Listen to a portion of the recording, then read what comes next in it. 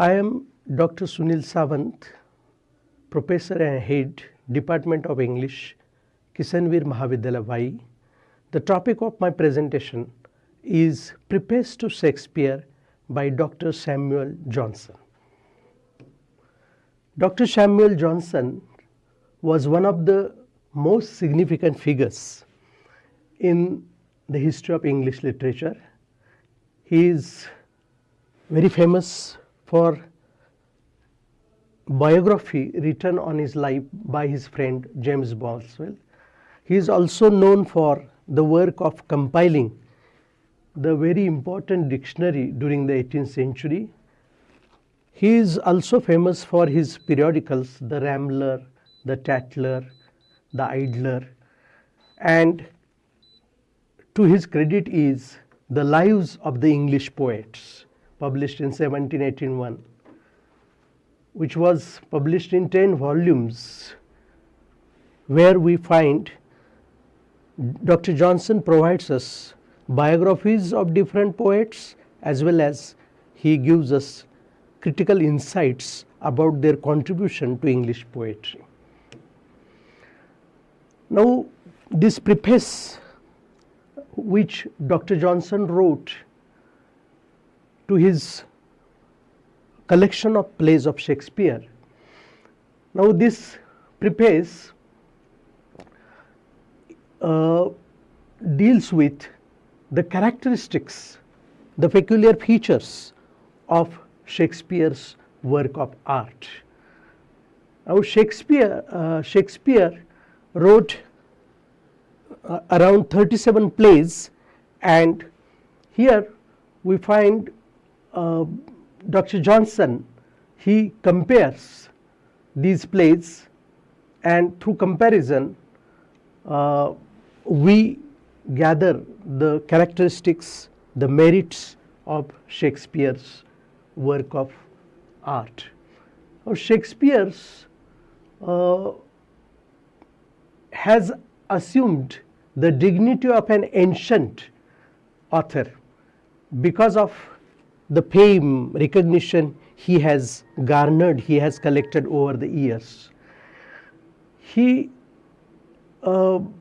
has certain qualities, peculiarities of excellence, and we are going to discuss these peculiarities of excellence identified by Dr. Johnson after his study of Shakespeare's plays.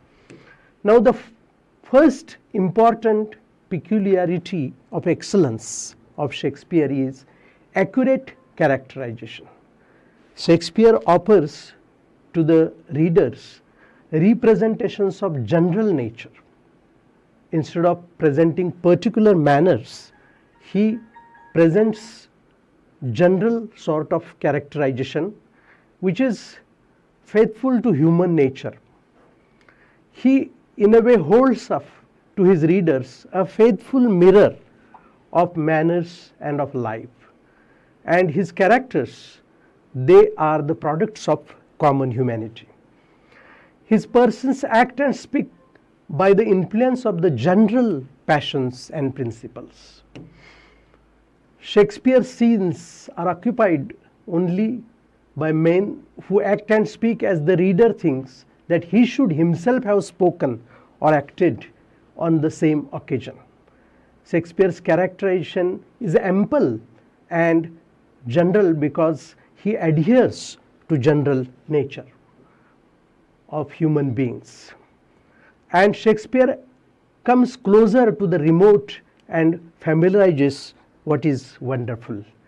Shakespeare's characters, they act upon principles arising from genuine passion, genuine feelings, very little modified by particular forms.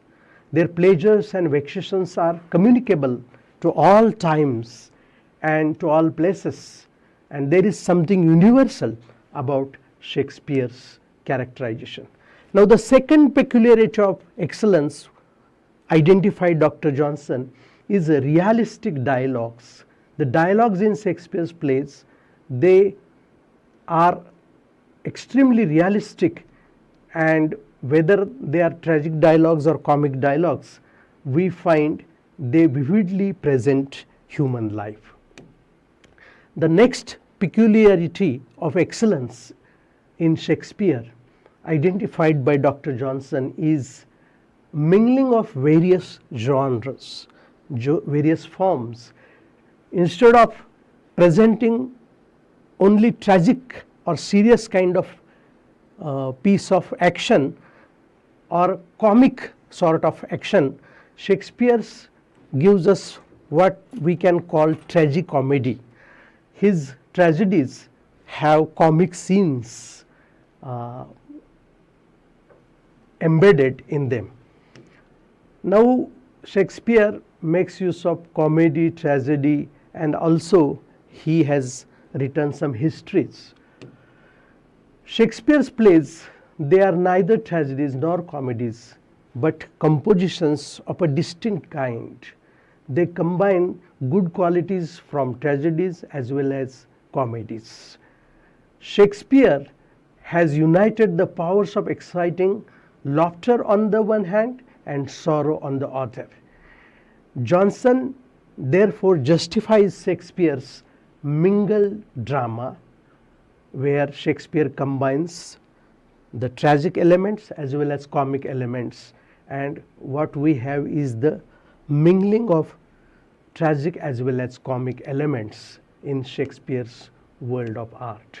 Now, the fourth peculiarity of excellence Dr. Johnson brings to our notice is lack of unities of action, time, and place. Some critics criticized Shakespeare for not obeying the so-called rules of writing tragedies. The neoclassical critics, under the influence of ancient Greek tradition, expected that the dramatist should follow unities of time, unities of place, and unities of action in their plays.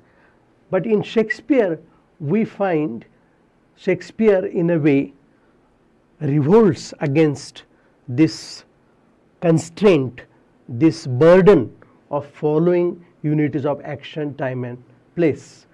Whereas most of the critics find fault with Shakespeare's way of throwing away these unities of action, time, and place, Dr. Johnson justifies the practice followed by William Shakespeare. Thank you very much.